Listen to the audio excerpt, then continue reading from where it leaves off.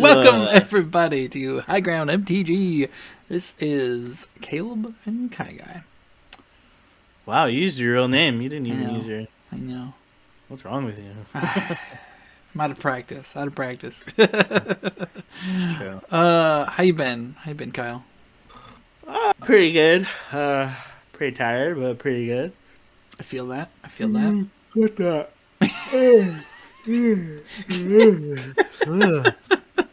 Kyle's just gonna be falling asleep this entire time. But we figured we'd come on here, kind of give you an update as to where we've been, what we've been doing in terms of Magic and that sort of thing. So, I guess we'll just start. So, as you know, we've been going back and we've been playing Paper Magic at least once every other week. I feel like that's what we've been doing.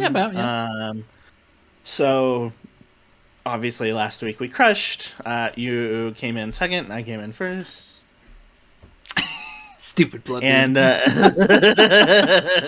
so we decided to let all the other patrons at the shop, take the night off from absolutely destroying them.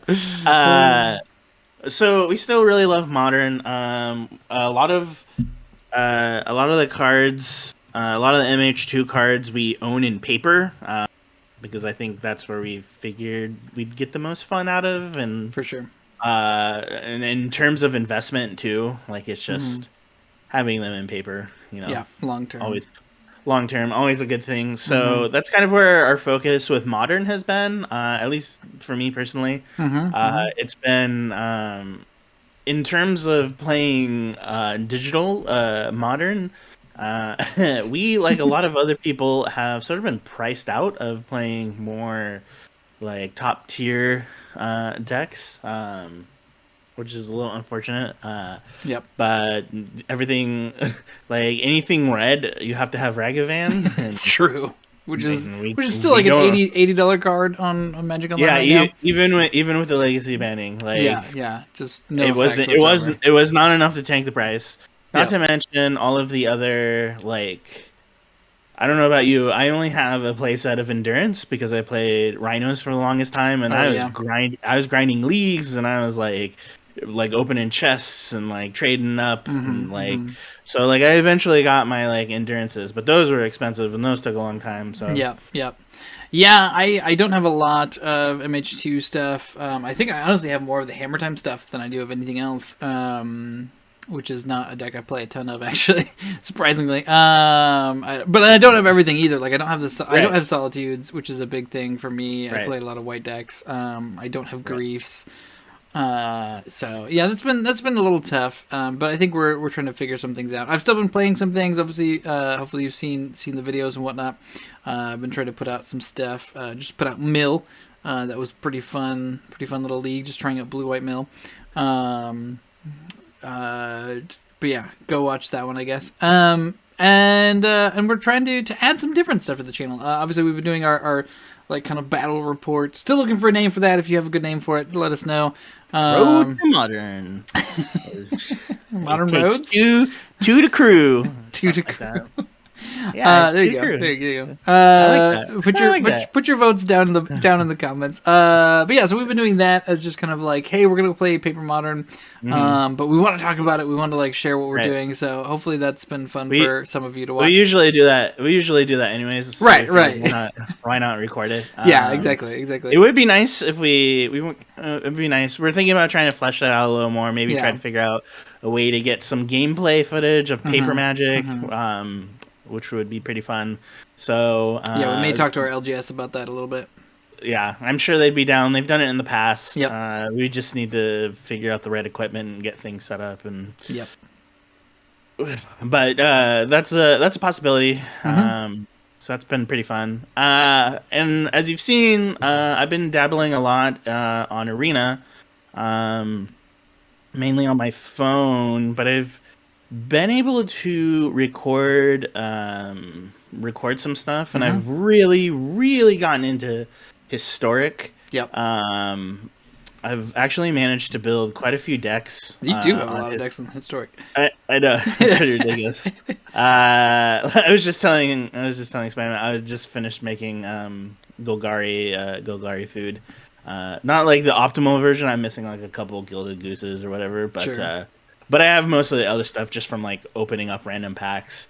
As far as like tiered decks, I think it's probably one of the cheaper one that doesn't require as many like rares, so which is nice. But I've been really enjoying Historic for the most part. Like I said, I've made it like last month. I made it to Mythic. I'm like a couple games away from cracking Diamond. Hopefully, I can make it to Mythic again before the end of the end of the month. And so I think for right now, my focus for the channel is going to try to be. I've found some more apps to be able to like record my voice. So I think I might be focusing a little bit more on Historic gameplay, as it's especially since you're able to play it on your phone, and that's where I found it easiest.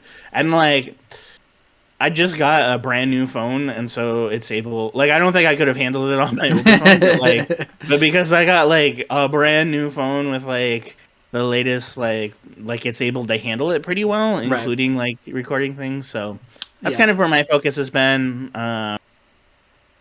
So we kind of want to incorporate some of that. We still love Modern. Don't like absolutely. Like Modern is still our favorite format, but we think it's want to branch out a little bit.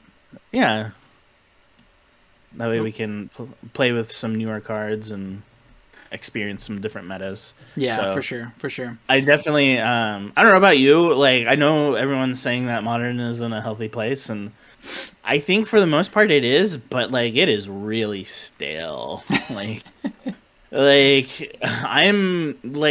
I really wish they had banned Luris out of the format. I think it would have shaken up a lot of decks and a lot of archetypes, but like, there's just not like maybe once like Kamigawa drops, like we'll see some innovation, but like it just doesn't feel like, I don't know. It's just like you jump in and it's like you're either playing against Hammer, Grixis Death Shadow, or like 4-color money pile. Like So I think I'm a little less bleak about Modern, but definitely feeling. I think for me, it's just been like the price point, which obviously we talked about, and like that's always been a thing. Magic is expensive; it's a hobby, whatever. But like decks are just getting crazy expensive, and like just individual cards are getting crazy expensive too. Like that's the thing. Is like if I'm buying 10 cards and they're all like $5, that feels very different for me than buying one card that's $50. Like that's just it's really hard to do for me. Like it's really hard to do for me. It's a piece of cardboard. And what makes it even more difficult is it's a piece of digital cardboard. Oh yeah. Doing things on digital Magic Online, it just hurts. It just hurts. Yeah. And like I know you can like sell it back or whatever, and sometimes get some of your money out, but like it just and then they ban something and then it's worth nothing. So I don't know. Or drops. Yeah, so that money, so mainly for me, that money that I would have been putting towards Modern stuff, I've kind of swayed, and like as crappy as the arena economy is, I've been kind of delving into the arena economy with that. Well, you made Mythic for a little bit there, yeah, I made Mythic pretty good. So maybe like I said, there's a lot of different, and like I feel like I can play around with a lot of different decks and feel like I can compete. And honestly, like I've really been enjoying Best of One. Like it is pretty fun to just like hop in a game, be done in 5 minutes, and then like move on to the next one. Yeah, exactly. So speaking of which, yes, go on. I got a bone to pick. Yes, Ropers. Oh my god! Get out! Get out of here! Oh man! So I've also been playing a little bit of Historic, not as much as Kyle, but I have been playing. It is pretty fun. I'm playing the life gain deck. So it's pretty fun. It's an infinite life combo, infinite creatures, infinitely sized creatures. Pretty sweet. I love it. But man, the amount of salt that you get sometimes when you're going off, like opponents will just stop, and you just have to sit there and wait for their rope to go burn through. Dear God, Wizards, do something. It's too long. Yeah, yeah. Well, like that's the thing is like, so you and I have talked at length about this. About sometimes I'm not mad because like, if I think that they have a chance the following turn to win, right, then okay, that makes sense. If like, you're gonna give them a turn, right? But also so, like, don't rope, you know? Yeah. So like today was like a perfect example of like I had the infinite. I was playing the life gain deck too, and I had the infinite combo with squirrels and Heliod, and I was going off. And I had 2 creatures, and they had 2 open mana, and I think they were on Jeskai. So, like, I was like, okay, if I pass the turn, they might have a board wipe, like Wrath of God or something. Right. Whatever.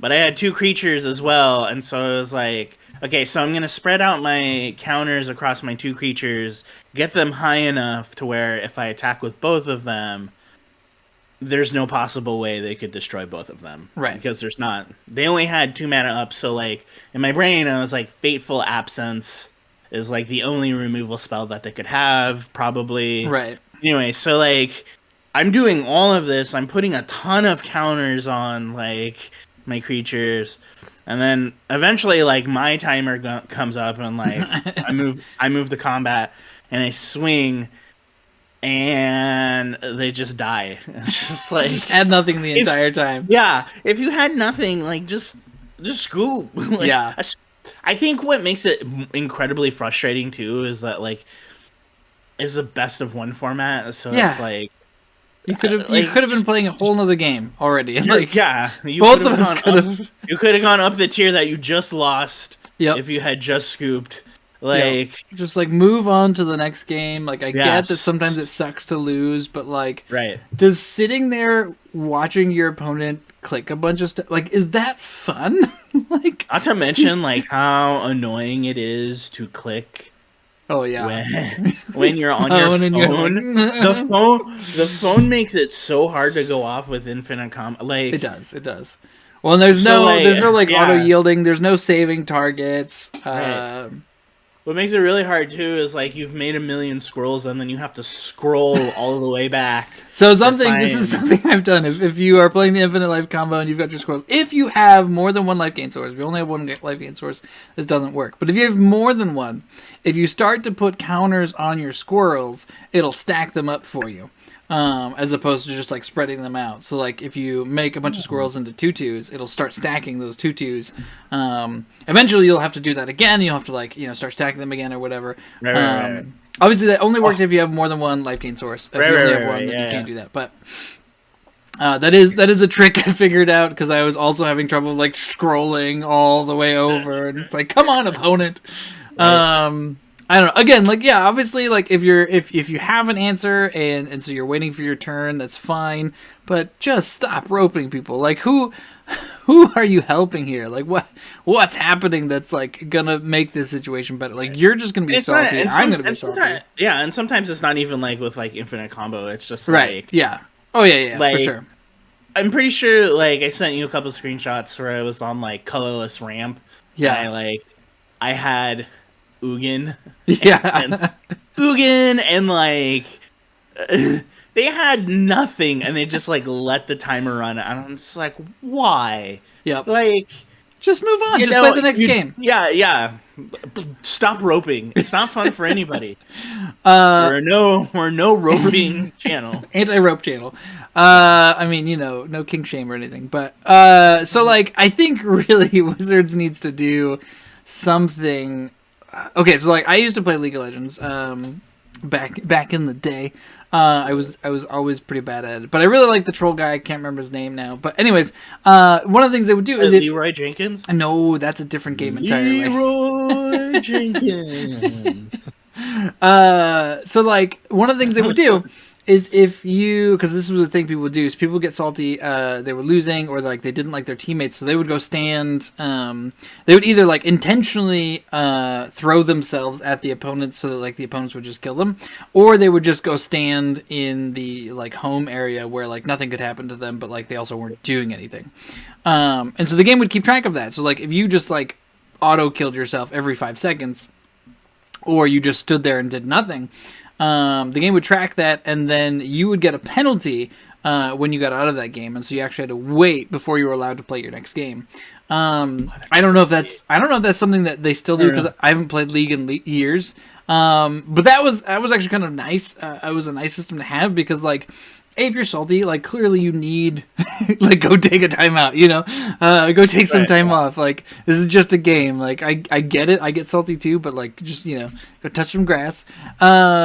But I think something like that, where it's just like you can't just jump into your next game if you do that. Like there has to be like some sort of penalty if you just like use up your entire rope, like for your next game. Like you have to wait 5 minutes, whatever. I don't know.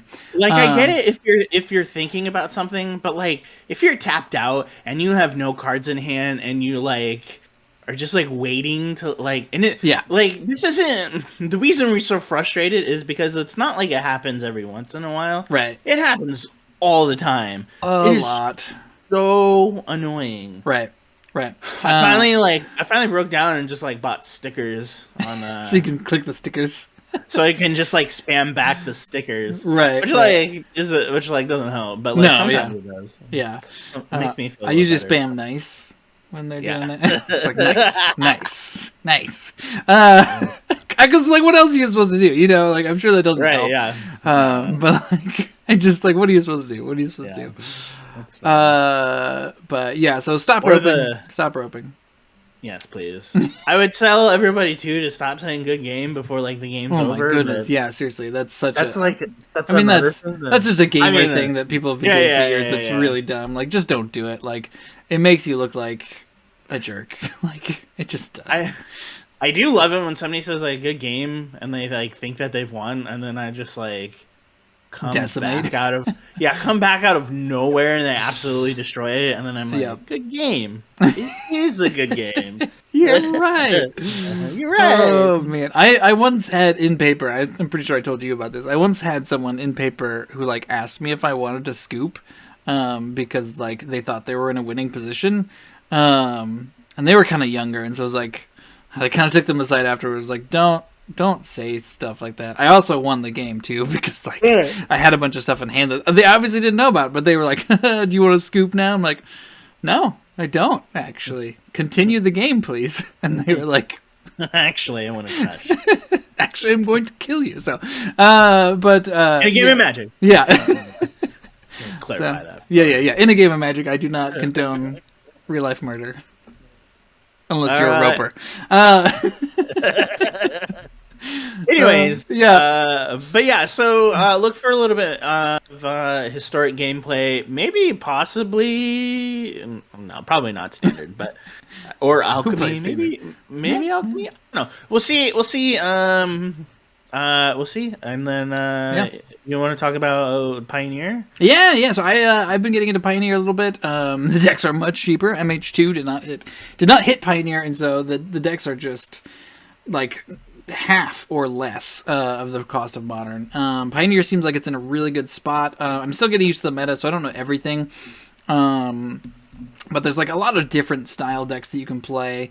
I'm going to be coming out with a video here soon-ish. We'll see when that one actually comes out. But I am playing a Pioneer thing, so we'll be putting that out at some point. So I think, we're going to kind of hop around a little bit, play some different things. Again, we still have Modern. We're still going to play a lot of Modern, because that is our favorite format. But we want to just try out some different things. If you like it, let us know. And if you don't like it, also let us know, I guess, so that we know what you guys want to see. But we're going to try some new things and see how it goes.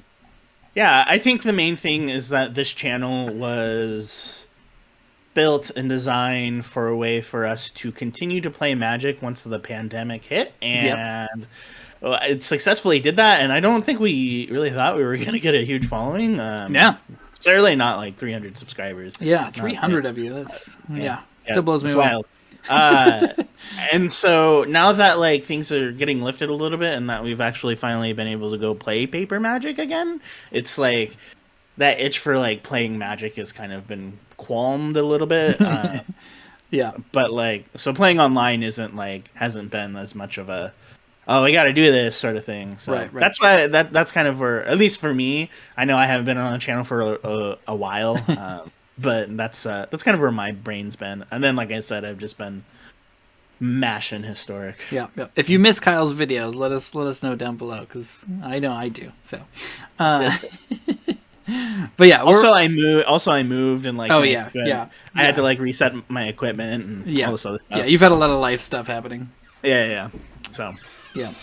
Well, speaking of changes and new things and different things happening, we've got a new set coming out here soon. Yeah, Kamigawa. I'm actually pretty excited for the set.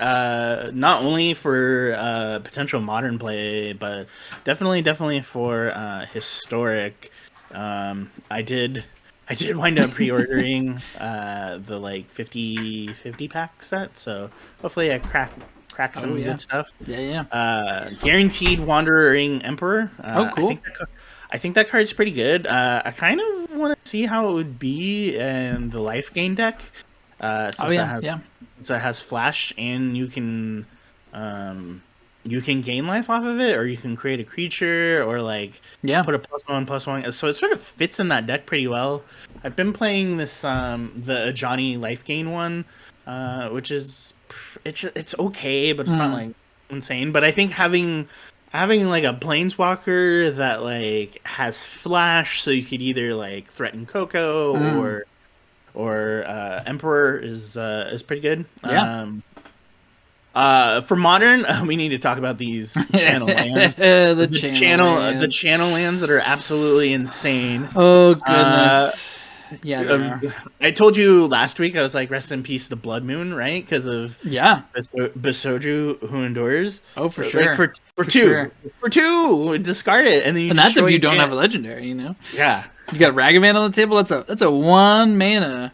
You can do it like turn 1, like once it hit. Yeah, it's insane. Anyways, do you think that is there any downside to putting any of these in any deck? I mean, so honestly, I think the question is really going to be how many? Well, how many? Yeah. For me, it's like how many are you gonna play? Yeah.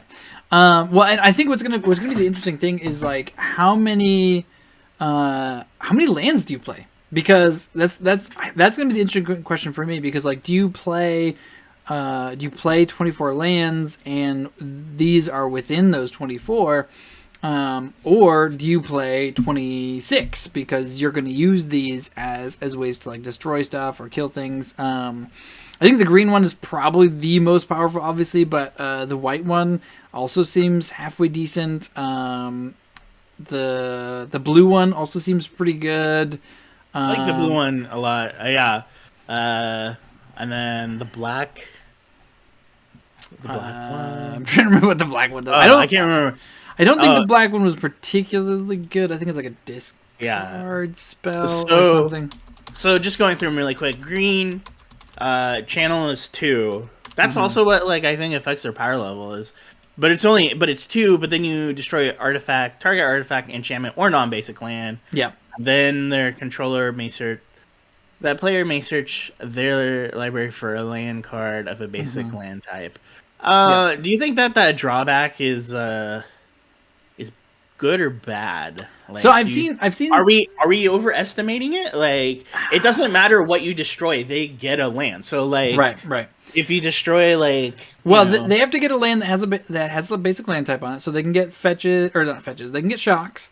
They can get triomes. There's a couple other lands you can get. Obviously, you can get a basic. So like they have more options. But if you have ways to like recur Baseju, like they might run out of things. You might color screw them. Obviously, if you can stop your opponent from searching using some sort of Cat Jesus effect, obviously that's pretty neat. The other thing is this is uncounterable. It's definitely a big thing. Yeah. Rest in peace, Blood Moon. I'll miss you so much. Hate that stupid card. So I think that's where a lot of the power lies. Like if this was, if this was a spell, an actual spell attached to a land, I think that'd be very different. But these are not the modal lands. These are just, this land can just discard for straight up value. Right. The green one is obviously the cheapest one as well. I like Gaiganjo. Like it costs 3, and then but it deals 4 damage to attacking or blocking creatures. So like sometimes you can get them. Like you can definitely messing things up, especially like especially in like a control deck. Right. Yeah, the rest of them are kind of expensive. The blue, black, and red all cost 4.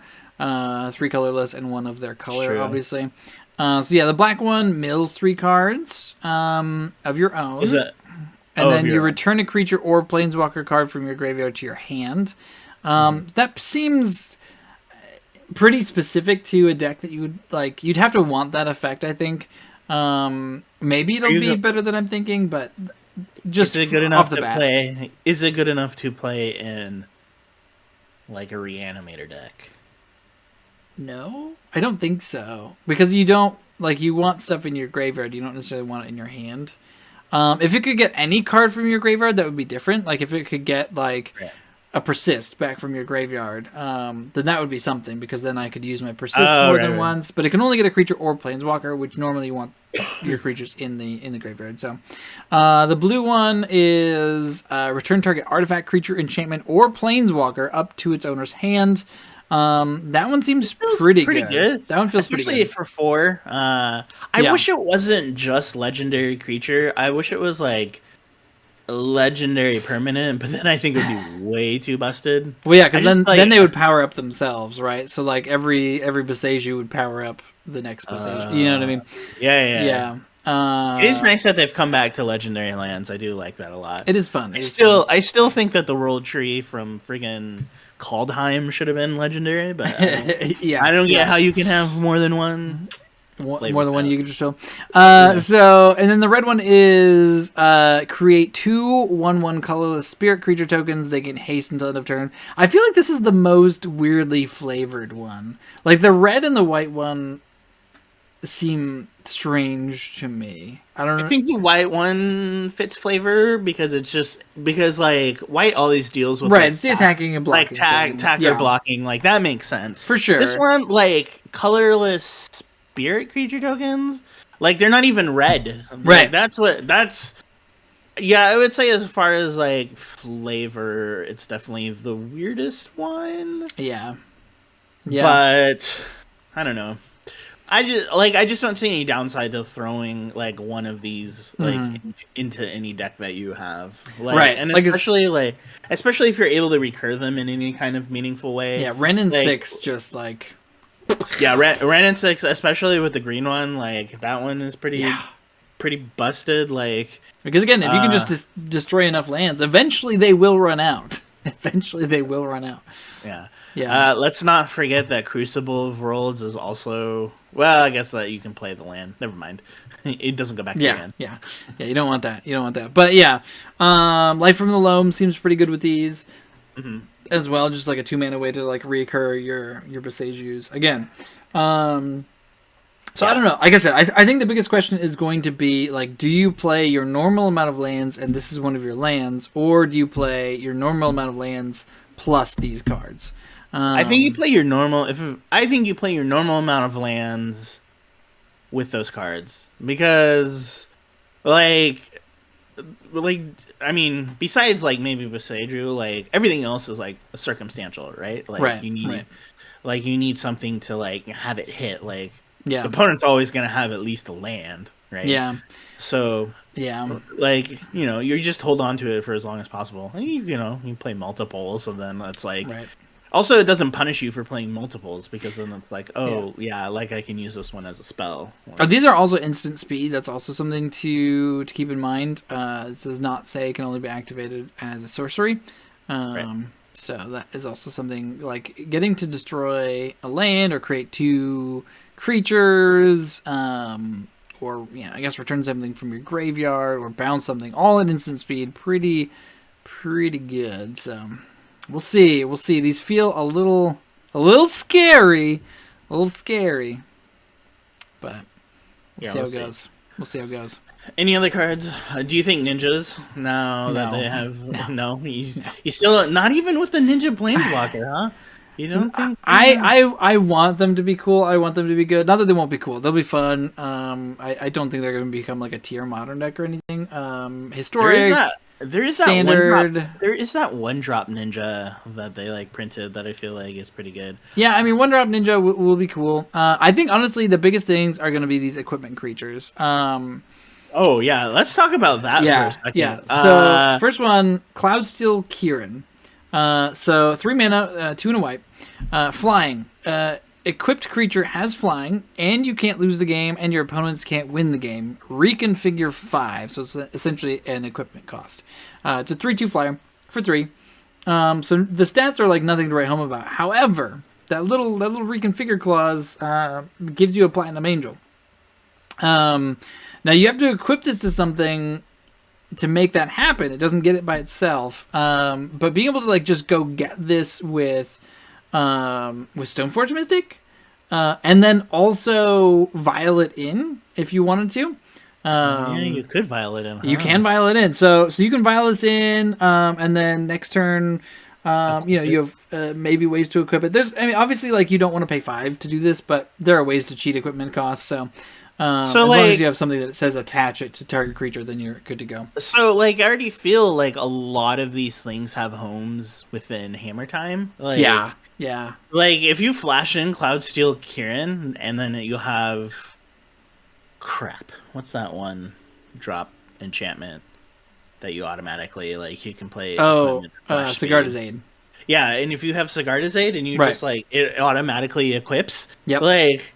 What are you supposed to do? You then have to kill the creature, obviously, right? But like you can do this in response to like a giant attack. Your opponent swings with everything. You flash in the Cloudsteel Kieran, you attach it to whatever, doesn't matter. You don't block. You go down to negative life, and then you swing in on the next turn to win the game. Like that's just something you can do now. I mean, it's pretty darn good. I'm super impressed with like the equipment like reconfigure. I really like that mechanic. It feels clean. Yep. It reminds me of like Bestow, but better. But better. Yeah. Yeah. Yes, sir. Next one up is Lion Sash. So this is 2 mana, 1 and a white. Has pay 1 white, exile target card from a graveyard. If it was a permanent card, put a 1/1 counter on Lion Sash. It is a 1/1 creature. So it's basically Scavenger Ooze, but for white. It's an equipment cat, which is cute. Equipped creature gets +1/+1 for each 1/1 counter on Lion Sash, and reconfigure 2. So this card just seems like a fantastic way to just have main board graveyard hate. Again, Stoneforge Mystic decks are going to want this. It's going to be really good. Yeah. I think we're going to have to try and figure out ways of like making sure we have main board like artifact hate. Like, yeah. Suddenly Braid's looking real good. I'm gonna start packing 4 Prismari commands and 4 Kolagons commands. Anything you do. For sure. But that one's pretty good. I like that one a lot. Yep. Especially for modern. Yeah, I can't say that I know the historic or pioneer metas enough to know like what these will affect in those metas. For modern, there's definitely a few things like there's a lot of new vehicles that are coming into the format. I don't think vehicles is like an archetype in modern. No, gonna be something, but I definitely think we'll be seeing like a vehicle archetype. For sure. In standard, hopefully in historic, I am like. There's a lot of good vehicles. They really pushed vehicles, I think, with this set. For sure. Which is going to be really fun. Like I love the flavor of this set. I love the art of this set. It all looks amazing. Also, another 1 mana equipment with an equip cost of 1, Eater of Virtue. Oh yeah. Equipped creature gets +2/+0. Whenever equipped creature dies, exile it. As long as a card exiled with Eater of Virtue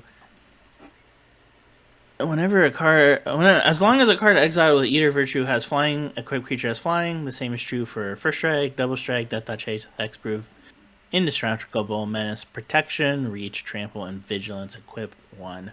Yeah. So if I'm getting this right, so like if your equipped creature has Double Strike and it dies, that means that now the sword will give Double Strike to your equipped creature. Correct. Okay. And as it like eats through other creatures, it'll continue to gain those effects. So like you attack it to a Birds of Paradise. Birds of Paradise gets killed, and now that equipment also gains flying. So pretty neat. That one feels maybe a little bit more niche, but it definitely has some power to it. So I think maybe the only reason I mention it is because it's a 1 mana equipment. Yeah, and Urza Saga is obviously a big thing. Busted broken card. Yes. I don't really know if there's cheap creatures. Well, like I guess like Lifelink if you equip it to a Luris, like then the sword will give +2. I think that flying is really going to be the big thing because you get around like blockers and things like that. That's true. And then everything else will just be gravy. Definitely just something to note. I know you laughed at my face when I said Shadow Spear was good, and I told you to fear the spear, and you laughed at my face, and now it's like a $20 card. So it is. Well, I didn't know that they were gonna make Hammer Time into a real deck, so it's a good card. It is. One other card I wanted to pull out, mostly for kind of a specific archetype, but Colossal Sky Turtle is a 7 mana 6/5 turtle for green blue. Flying, Ward 2, and then it has 2 different channel abilities. So, 2 and a green, discard Colossal Sky Turtle, return target card from your graveyard to your hand. Second channel ability, 1 and a blue, discard Colossal Sky Turtle, return target creature to its owner's hand. So this feels like just like the perfect slot in for Living In style decks.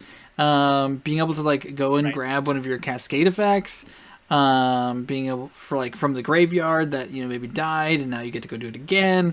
Getting a creature off the battlefield that your opponent maybe got because they you live in end and they still had a creature in the graveyard and so they got a creature out, whatever. Also uncounterable. It also fits very well within Teamer Rhinos as well. Oh yeah, for sure you can use this in Teamer Rhinos.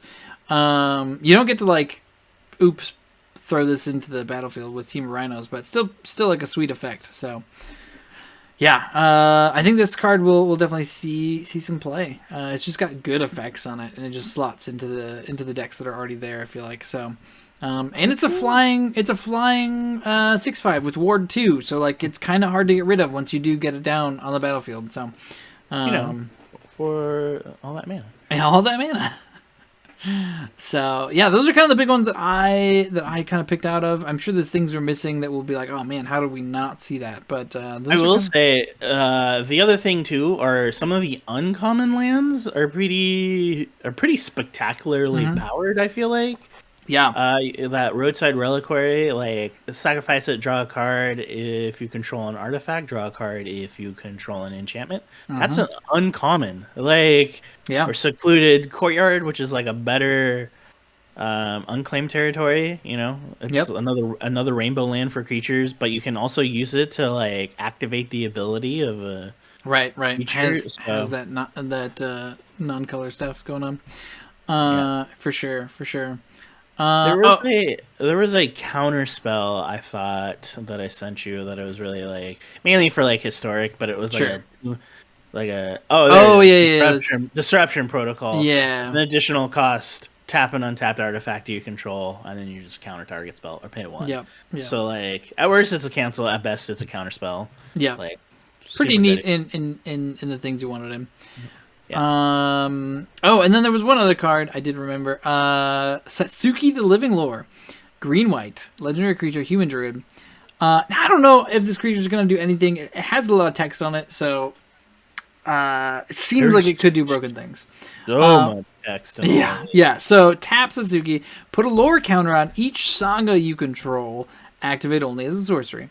When Satsuki, the Living Lord, dies, choose up to 1 to return target saga or enchantment creature you control to its owner's hand, or return target saga card from your graveyard to your hand. So this can like loop Urza Saga, which like Urza Saga is already pretty powerful. Getting to like just do all the things seems kind of busted.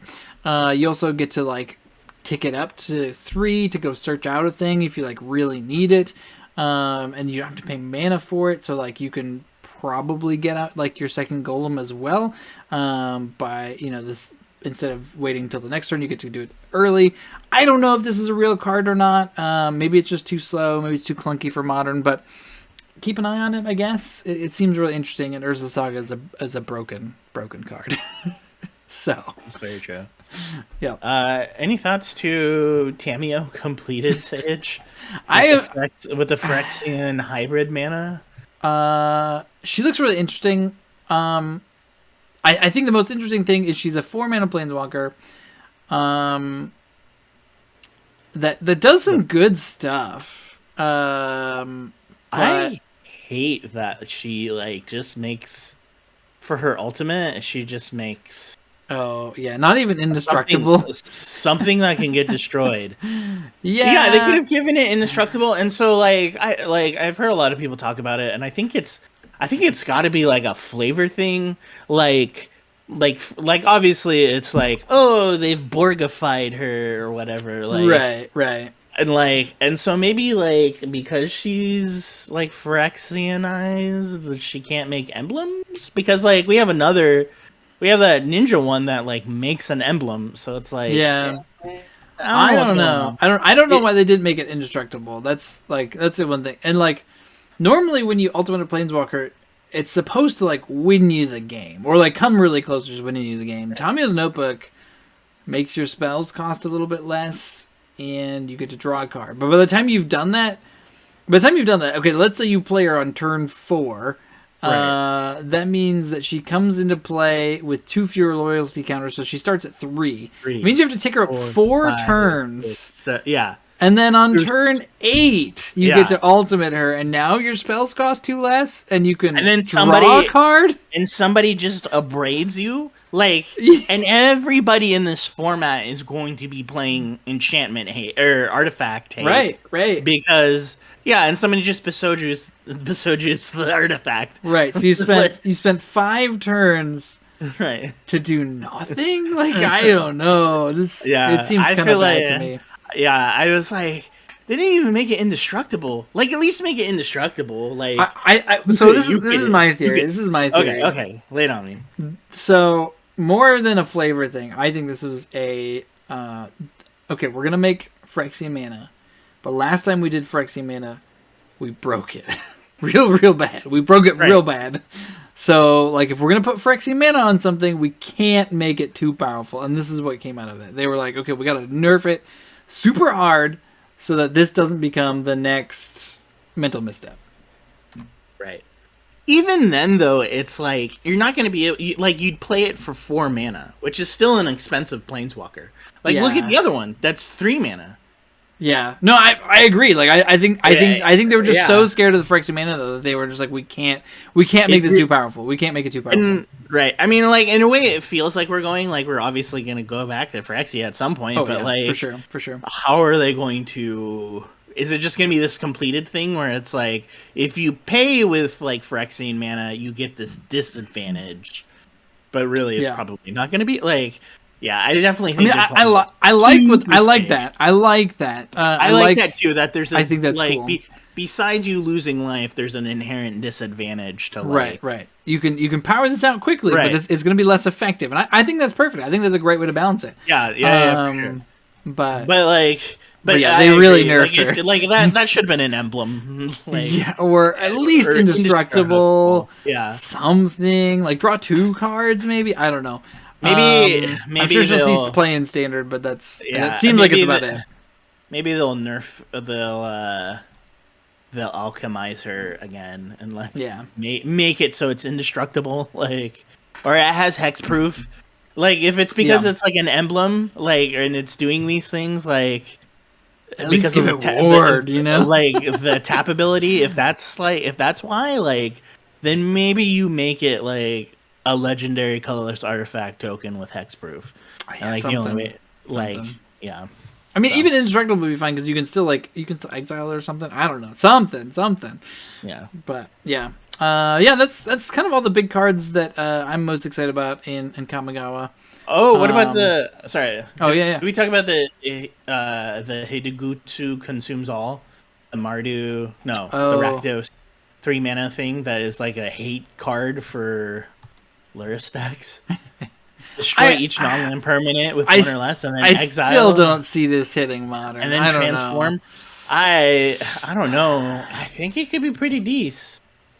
So my argument, and I've already told this, Kyle. So my argument, and maybe I'm wrong. Maybe someone will prove me wrong. Remember when you were wrong about this? I've never been wrong. I don't know what you're talking about. We don't have recordings of it at all or anything. So typical cis white male saying he's never wrong. What's wrong with you? Yeah, okay, fair. So Hidesegu consumes all. So it's a saga, 3 mana, 1 black red.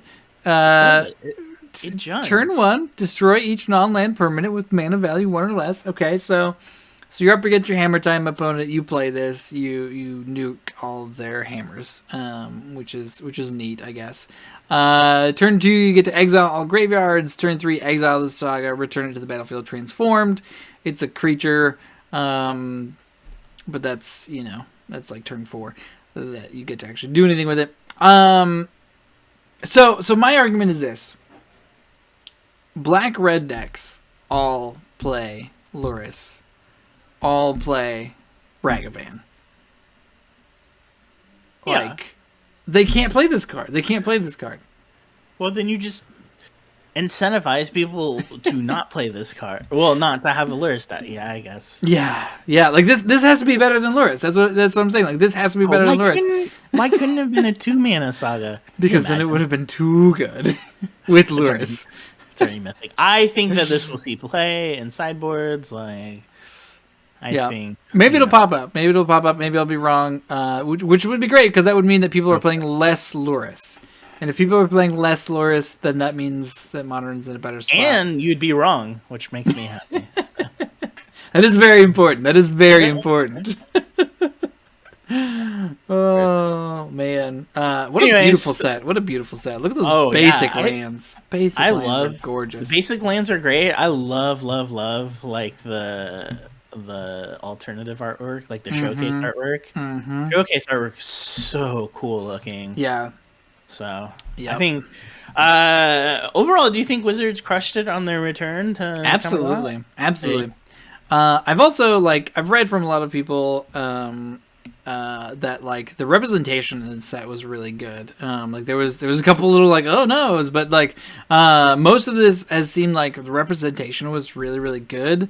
Which again, as you mentioned, I'm a cis white guy, so like my opinion on that doesn't matter. But it seems like the community at large seems to think that this set did a really good job of respecting kind of the culture and stuff that they're diving into, which is a really great thing because that is not something that Wizards of the Coast is generally good at. So, so good job, Wizards. Glad you hired some consultants on this one. It worked.